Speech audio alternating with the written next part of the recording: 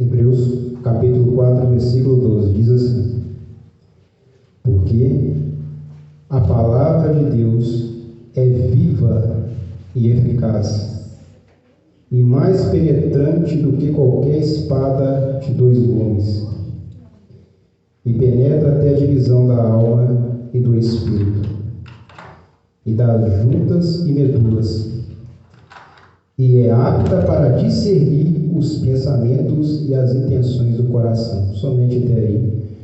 Podem fechar a Bíblia e tomar o seu assento. Em nome de Jesus. Convido a todos agora a curvar a sua cabeça, fechar os olhos. Meu Deus e meu Pai, eis aqui, meu Deus, o teu servo. Meu Pai, que nada venha de mim, mas que venha do seu Espírito. Que teu Espírito agora, meu Deus, venha me tomar, para poder, meu Deus, falar, meu Pai, com o teu povo, conforme a necessidade de cada um, meu Pai. Meu Deus, eu nada posso, mas o Senhor tudo pode, meu Pai. Que o Senhor venha fazer a obra no meio do teu povo. Que o Senhor, meu Deus, venha colocar anjos, meu Pai, nesse lugar. Meu Deus, com brasas vivas, meu Pai, para queimar, meu Deus, o pecado, meu Deus, que habita em nós. Para, meu Deus, desfazer todo o laço do passarinheiro, para desfazer, meu Deus, nesse momento, toda a obra de feitiçaria, meu Deus, macumbaria, tudo aquilo que pode distrair, meu Pai, e venha roubar, meu Deus, a semente plantada nos corações, meu Deus, em nome do Senhor Jesus, que todo mal cai por terra e vai embora no nome do Senhor Jesus Cristo, e que o Senhor venha manifestar a tua glória neste lugar, em nome de Jesus, amém. Então, meus irmãos, como diz aqui a palavra de Deus, ela é viva e eficaz. O tema dessa mensagem que eu vou transmitir aqui para os irmãos vai ser a palavra viva de Deus. A palavra de Deus, ela nos dá vida, assim como a chuva que cai do céu e regam as plantas. E ali, quando as plantas se encontram ali seca, sem vida, quando a chuva cai, a planta começa a ter vida, começa a ter beleza. Assim é a palavra de Deus quando vem de encontro com um coração quebrantado, contrito e disposto a servir a Cristo. Então, o que acontece com uma planta se ela não for regada? Ela vai começar a secar, ela vai começar a apodrecer até morrer. E a pior morte que existe não é a morte física, é a morte espiritual. Nós passamos desta vida aqui para a outra. E para onde você acha que você vai após a morte? Uma vez Jesus falou: não tema o que mata o corpo, mas não pode matar a alma. Eu vou dizer a vocês a quem vocês devem temer. Teme aquele que tem o poder de lançar tanto a alma como o corpo no inferno. A esse devemos temer, não ao homem. Por isso Jesus nos disse: aquilo que eu falo no escuro, fale na luz do meio-dia. Aquilo que eu falo à escondida com vocês, fale sobre o telhado, fala para todos ouvir. Então, nós temos que temer antes aquele que nos criou do que a criatura. Temos que temer a Deus. O homem só tem o poder de matar o nosso corpo físico, mas o Deus Todo-Poderoso, Criador dos céus e da terra, ele tem o poder de matar tanto o corpo como a alma, o espírito. Essa noite, quero aqui falar sobre algum simbolismo da palavra que a Bíblia nos ensina. O primeiro simbolismo é o fogo. Lá em Jeremias 23, 29, diz assim: não é minha palavra como fogo? Ou seja, o fogo é algo que serve para quê? Para nos purificar dos pecados, para poder queimar em nós o pecado. O fogo ele serve para poder consumir. E no mesmo capítulo de Jeremias, capítulo 23, 29, diz: não é minha palavra como fogo e como um martelo que esmiuça a penha? Então existe aí outro simbolismo. o martelo. O martelo serve para quê? Para quebrar a rocha, para ali quebrar a rocha. E esse simbolismo nos revela que a palavra de Deus, quando ela vem de contra ao nosso coração de pedra, ela bate até sermos quebrantados por Ele. Então a palavra de Deus, ela tem poder. A palavra, quando ela vem do Espírito de Deus, ela vem para poder quebrantar o coração do homem, para poder convencer o homem dos pecados, para poder revelar a graça salvadora de Cristo. E também a palavra de Deus, ela é como um espelho, em que quando a gente olha para o Evangelho, nós vemos o espelho como nós somos. E o que nós somos quando olhamos para a palavra? Somos o quê? Pecadores. Mas Jesus Cristo pagou as nossas dívidas. A lei, ela aponta os nossos pecados. Mas quando olhamos para o sacrifício de Cristo, Cristo nos mostra: seus pecados estão pagos. Então, a palavra de Deus, ela é o espelho, ela nos mostra a sujeira onde está sujo, para a gente poder confessar os nossos pecados.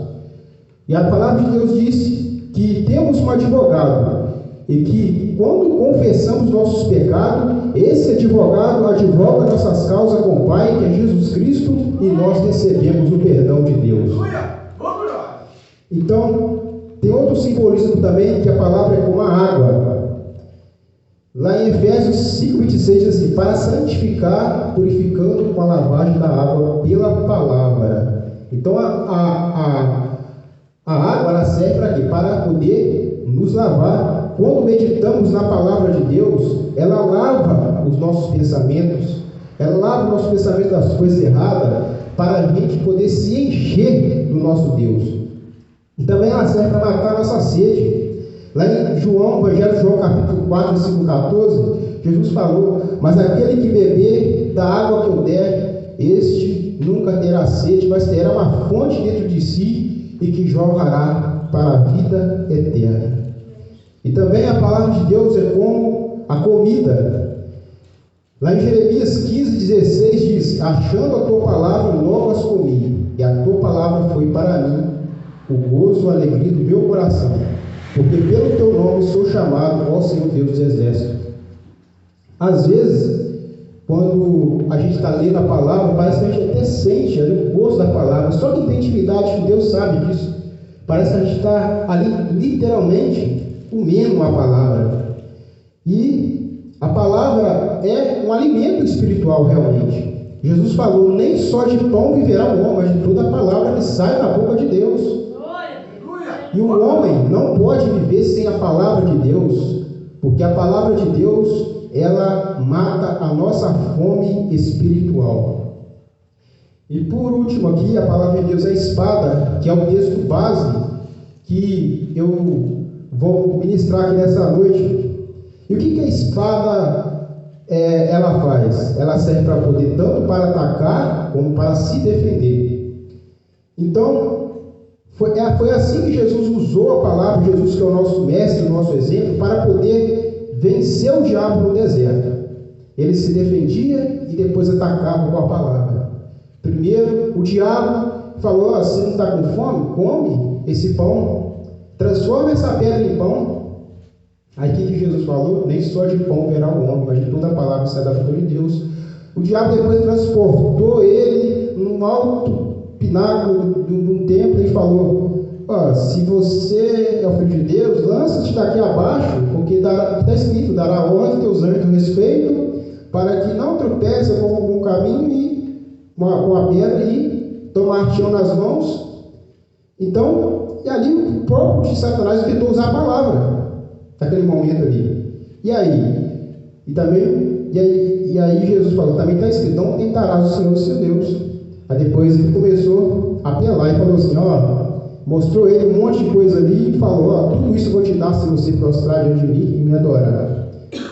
Aí Jesus falou: vai para trás de mim, Satanás, porque só o Senhor teu Deus adorará, e somente a Ele prestará culto, somente a Ele. Então Jesus, nesse momento, ele tanto se defendeu com a palavra, como ele atacou com a palavra. Então temos que usar a espada, que é a palavra de Deus, para poder vencer as batalhas espirituais da nossa vida. Por isso é importante você estudar as Escrituras, examinar, porque o diabo também ele conhece a palavra. Então, temos que, a palavra de Deus diz que temos que ser obreiros aprovados, com que nós não temos que nos envergonhar. Então, temos que sim examinar as Escrituras, não só ler. Jesus fala: examinai as Escrituras, porque nela contém a vida eterna, e delas que de mim testifica. Então, o texto base dessa pregação diz: porque a palavra de Deus ela é viva e eficaz. Então a palavra tem vida, e ela é mais penetrante que qualquer espada de dois gumes. Ou seja, a palavra de Deus vai aonde a medicina não vai. Ela vai lá na divisão da alma e do espírito, lá onde está aquela depressão, aquela tristeza, aquele pensamento que está lá no fundo do seu coração. Então Deus traz à tona para poder te curar. Às vezes uma repreensão de Deus no início parece ser algo ruim, parece, mas depois produz em nós o fruto pacífico, quando a gente exerce fé através dela. Então, eu tenho aqui 3 tópicos para poder falar sobre esse tema, sobre a palavra viva de Deus. E o primeiro a palavra viva de Deus é Jesus Cristo que foi encarnado. Então Jesus Cristo estava lá na sua glória, e ele estava lá diante do Pai, e o Pai precisava que alguém fosse ali sacrificar por eles, por nós. E Jesus se dispôs a sacrificar por nós. Ele deixou a sua glória, tomou forma humana e veio no ventre de Maria, e depois foi concebido por Maria e foi tendo toda a evolução humana para poder ser semelhante a nós, para poder ser aquele que é o Cordeiro perfeito de Deus que tira os pecados do mundo, para poder ser semelhante a nós.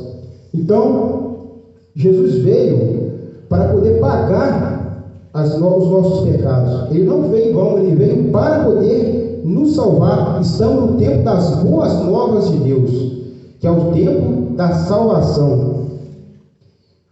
E lá em Evangelho de João, capítulo 1, versículo 1, diz assim: no princípio era o Verbo, e o Verbo estava com Deus, e o Verbo era Deus. E quem é esse Verbo?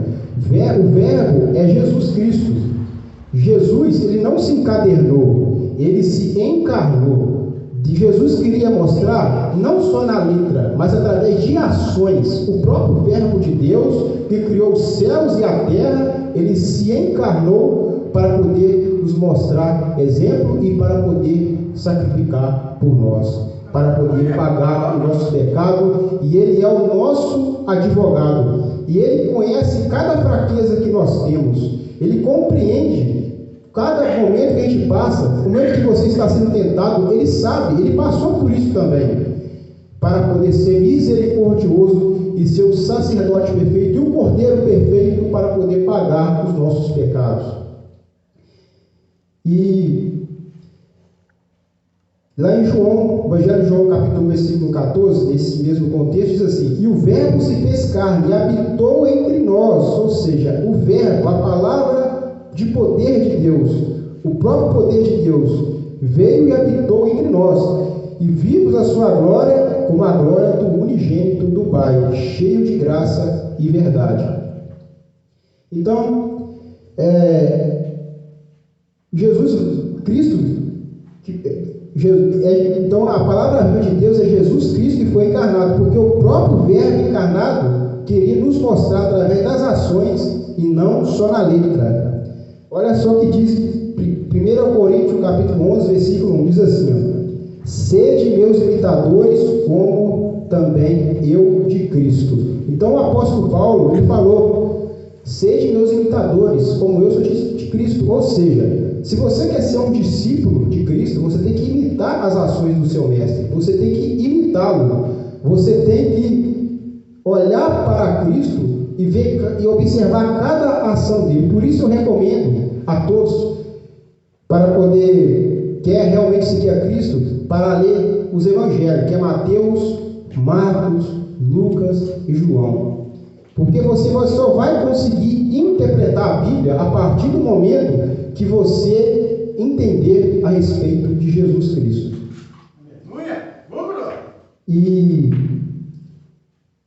também a palavra viva de Deus, que é Jesus Cristo, veio também para mostrar que através da sua palavra viva venceremos o mundo. Lá no Evangelho de João, capítulo 16, versículo 33, diz assim: tenho-vos dito isso para que em mim tenhais paz. No mundo tereis aflições, mas tende bom ânimo, eu venci o mundo. Então Jesus Cristo, ele venceu o mundo por nós. Ele veio em forma humana e com as mesmas fraquezas da nossa carne. Em tudo foi tentado, mas sem pecado.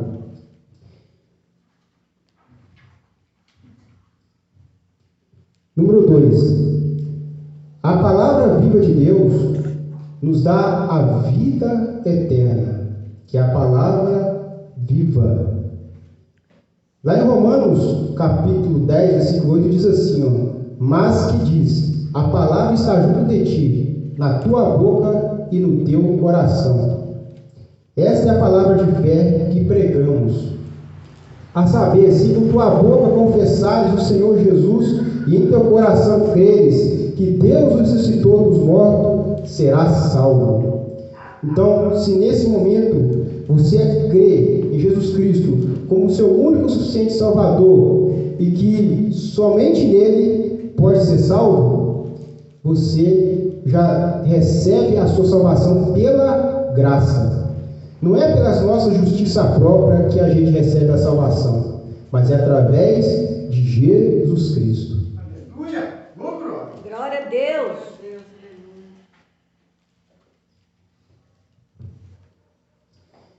Então, a palavra viva de Deus nos dá vida eterna, porque com o coração crê para a justiça e com a boca se faz confissão para a salvação. Olha só, em Romanos 10, versículo 10, diz assim, visto que com o coração se crê para a justiça e com a boca se faz confissão para a salvação. Ou seja, você ouviu a mensagem, você creu e você confessou. Mas não para por aí, você tem que também seguir os passos do seu mestre.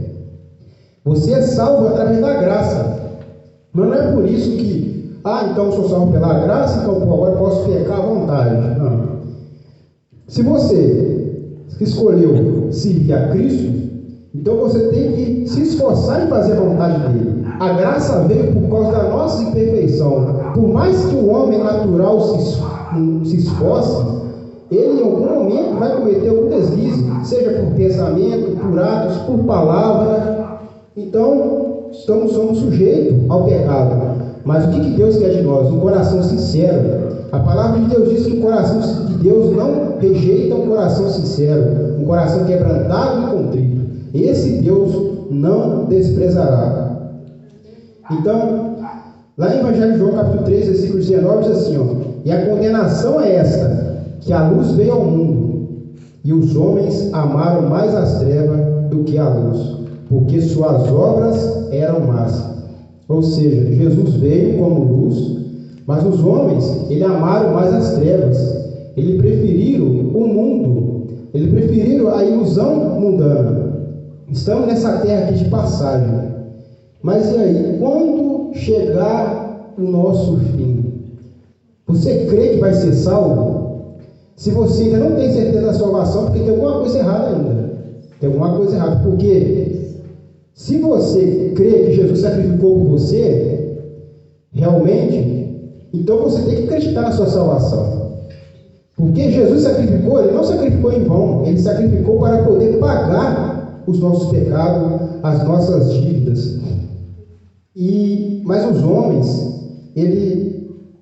muitos rejeitam essa boa ação que Cristo nos fez, mesmo que às vezes seja indiretamente, porque às vezes a pessoa pensa que vai ser salvo através do seu esforço.